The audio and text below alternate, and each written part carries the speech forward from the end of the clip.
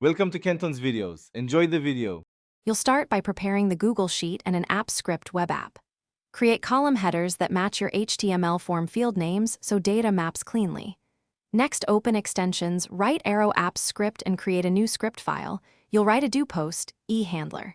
Then configure deployment. Choose execute as me and set access to anyone with the link so your form can post. Once done, keep the deployment dialog open to copy the web app URL in the next step. Now write the core code. Implement function do post, that reads parameter for form keys and validates required fields. Convert values into an array matching your header order and call spreadsheet app. Open by ID, get sheet by name, append row array to write a new row, add a timestamp column if useful. Finally, return a JSON response using content service. Create text output, JSON. Set MIME type, content service. MIME type, JSON. This gives your HTML form clear success/failure feedback when it posts. Deploy the script as a new web app version and copy the web app URL.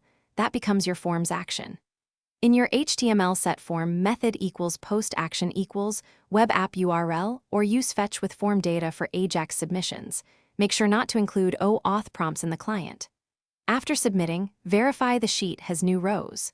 If something goes wrong, check that you deployed the correct version, granted script permissions, and inspect the browser console and app's script executions log for cores, permission, or parameter name mismatches. Thanks for watching. Consider subscribing if we helped you.